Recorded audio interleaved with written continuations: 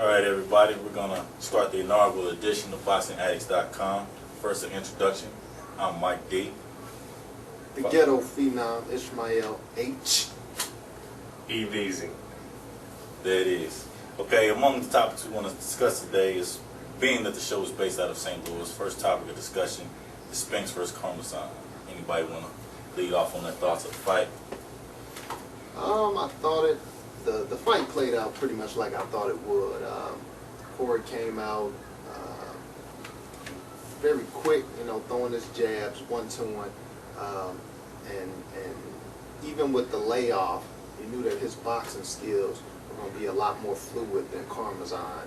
But with that layoff, you know that he's going to get tired down the stretch. I thought Karmazin did a good job of coming forward, right. And eventually he wore Corey out to where Corey was, damn about to fall out by the end of the fight. Okay. I mean, this was a nervous fight for me. Knowing what happened to Spinks, in the beginning of 2005, where was his, chin going to be? Where was his, nerves going to be at? And, the way I saw Karmazin work Uma, when he had Uma hurt, he jumped right on him and, send him to the canvas. I was worried for Spinks, if he got hurt, that, he might not last a Karmazin attack. But, he kept him at bay with the jab, thought well, and then when he was firing that left hand with some authority, in some moments of the bout, he was putting his whole body into it. He's not really, that type of, all out, body into his punches. I like seeing that, and his punches were clean. You could see it on Karmazin's face after the fight. They weren't too effective. Karmazin wasn't going anywhere. Right. But Karmazin did stagger him a couple times, but he maintained composure and eked out the decision. What do you think about the judge who scored the last round for Spinks, which I don't know what it looked like on television, but at the fight, you could blatantly see that Corey was running. He was on his bike, wasn't trying to score at all, really, and still managed to give the round. Let me stop you there, though. Stop you there. You said Corey was running. That was obvious. That was clear. Right. Nobody was going to argue with that. And can you win around running? But, yes, you can. Yes, you can. And honestly, I scored the 12th round for Spinks. And I'll tell you why. Corey was running. I mean, you don't want to encourage running, and he got ridiculous with it. But Karmazin wasn't landing any shots. He was coming forward, but he wasn't letting his hands go, or when he wasn't connecting. Corey, jab, jab, jab, and he would move and run and get out of there. Karmazin would, come forward, Corey, jab, jab, and run and move out of there. If you coming forward, you got to hit something. You got to be able to find the target somewhat. And like I said, I really don't like rewarding, where you just strictly running, but Karmazin didn't land any punches of substance that I saw watching on TV. So, I mean, yeah, Corey ran, but Corey also landed some punches. You guys got another fight coming up this weekend. Two established veterans in the sport, crowd-pleasing styles. Fought back in February. They're going to do it again. Mosley-Vargas, Part 2. Everybody knows the eye was an issue. Vargas says he was winning. Mosley says he's crazy. Judges had it as a close fight. Okay, people, they've had time to study the tape, make the reprimands. What do you think? I think that it's going to be another one of those fights where, you can analyze it before the fight. This fighter has to do this. This fighter has to keep that jab out there, keeping him at bay, Mosley needs to do more, moving around Vargas, not getting trapped into the brawl in the center of the ring or against the ropes. You can do all that analyzing you want, but perhaps it's just going to be another Castillo-Corrales where you just can't help it. Those two fighters will come together and their heads will be clashing and brawls in there.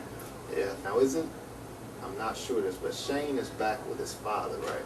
That's right. For this fight. Yeah. So we had to see how that affects him.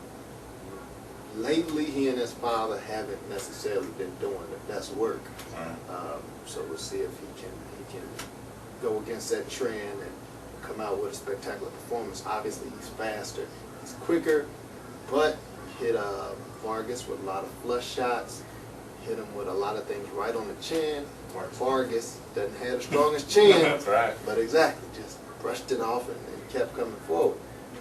Do you think that eye, that Brockman-esque eye, that another head, you think we're going to see that again? Is that going to make a encore appearance on Fernando Vargas' head? I don't think so. I mean, he was complaining about that being a factor, but he wasn't getting out the way of the right hand when his eye was still somewhat open the first 3 rounds. I think Shane's advantages over Vargas are extremely apparent. You know that. I mean, he's got superior hand speed, superior foot movement when he wants to use it. I think overall he still's got a better beard, but I don't know. I'm kind of torn. I got an inkling to go with Vargas. You know, I mean, I'm starting to buy a little bit of his talk. You know, he's talking like he want to walk it like he's talking it. It was a close fight the first time. If you can make a few adjustments, he might be able to pull it out. Then again, the advantage that Shane has over him, I can very easily see him being a repeat. I don't think anybody's going to get knocked out. I can see it being a repeat of Shane maybe decision him this time. Also can see Vargas maybe possibly outworking him and maybe it's not a close decision on his side too. So it's a pick 'em fight, 50-50. Heavyweight clash. We got James Toney, lights out, boxing legend, first ballot Hall of Famer for sure.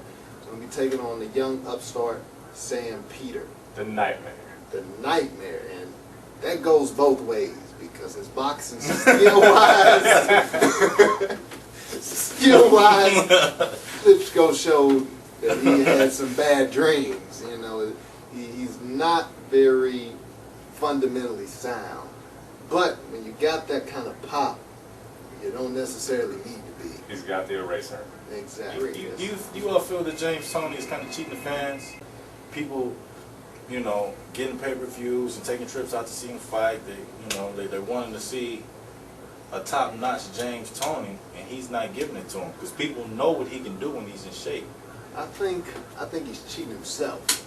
I wouldn't necessarily say he's cheating the fans because at this point, this is something consistent. Yeah. His inconsistent weight is consistent. So you know going in that James Toney is probably going to be 20, 25 pounds overweight. You know he's going to be fat. That's why a lot of people like him. They say, "Hey, look at this fat dude, you know, out there whooping guys."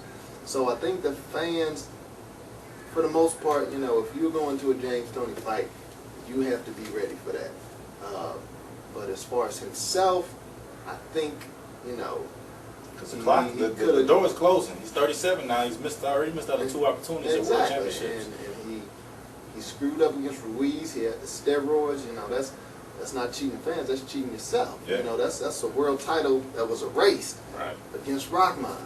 I don't think anybody disputes that if he came in at 220, maybe even 225, he would have pulled out that fight. Last few rounds, he's waddling around the ring, mouth wide open, punches sloppy, you know, which isn't a little more road work. Isn't James Toney-esque. A little more sparring. A little road work at all. You know. Yeah. Word is he hasn't done road work for years. Yeah, I don't think he's done. He just spars to get ready for fights. Right. So as far as, you know, I also agree, you know, with main ghetto phenom here, and that you're gonna expect that. You know, you're not gonna expect James Toney to come into a fight with a 6-pack and, you know, muscles bulging or anything like that from, you know, from conditioning. Well, I don't think the fans are so much asking for a 6-pack. I think they're asking for less breast action, you know, less love handles, you know, maybe a little bit better wind, you know. For yourself, like seeing the mantees, you know, drink a little beer, and the